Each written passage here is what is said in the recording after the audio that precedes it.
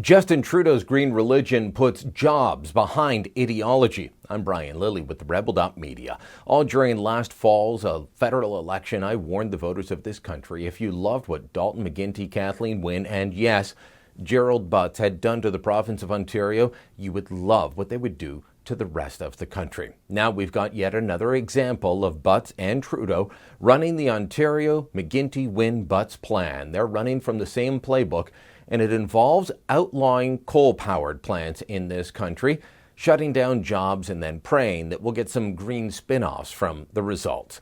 It's likely not going to happen, but that didn't stop Catherine McKenna, our Environment and Climate Change Minister, she who has just come back from Morocco, landing in Ottawa just long enough to make an announcement about what she's going to do. As part of our government's vision for a clean growth economy, we will be accelerating the transition from traditional coal power to clean energy by 2030. Coal power today results in close to 10% of Canada's total greenhouse gas emissions coming from 4 provinces: Alberta, Saskatchewan, Nova Scotia, and New Brunswick. The action announced today will reduce Canada's greenhouse gas emissions by more than 5 megatons by 2030. Now, you can trust that Catherine McKenna is very serious about lowering greenhouse gas emissions, because just after that announcement, look at this photo. She was getting on a plane, where? To Nova Scotia, to make another environmental announcement about reducing greenhouse gas emissions. The woman can't stop flying around the world, but she's worried about your carbon footprint. Yeah, it's serious, folks. Look, I thought that when they brought in the price on carbon pollution as they like to call it, mistakenly, but it's what they like to call it, when they announced this back in October, the Liberals said that this was about putting a price on carbon so that markets could determine what energy sources we would use. The Prime Minister said so in the House of Commons. And that is what we have put forward today.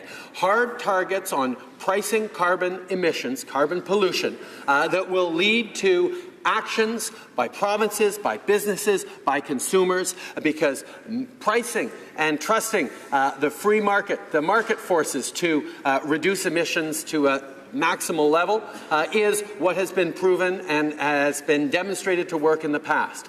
That's why the ambitious target of a price on carbon of $50 a ton by 2022 right across the country is the kind of real action that Canadians expect and that we're delivering. Yes.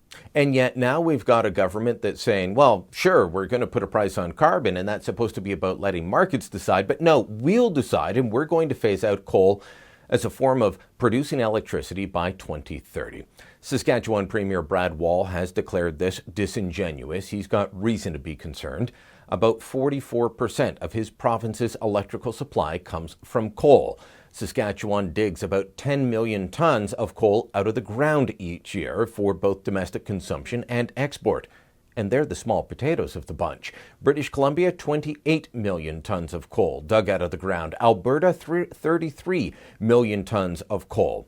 A little more than half of that is used domestically. The rest is exported. Exports have been slumping due to a slowing Chinese economy, and now we're going to have the federal government essentially outlawing domestic consumption of coal.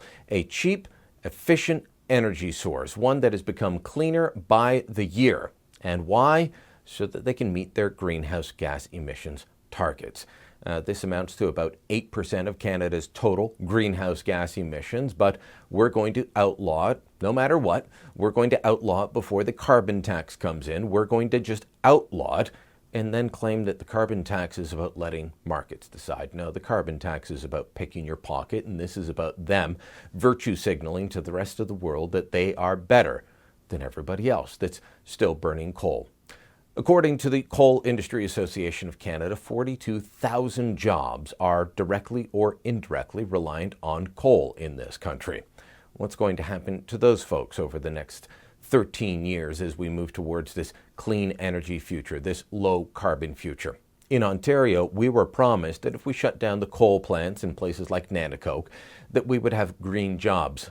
Those green jobs never materialized, even despite contracts that said there had to be green jobs created by the foreign companies that got the green energy contracts. It just didn't happen. So that's what we can expect. We can expect that we'll be putting in more solar panels built in China, erecting more windmills built in China, and that the jobs that used to support families across this country are simply going to disappear. Also, that Justin Trudeau can feel better about himself and show that he's better than Donald Trump, the new president-elect in the United States, who's promised to do one thing: put the coal miners back to work. Don't be surprised if in a few years' time we've got someone promising to do just that thing here at the federal level.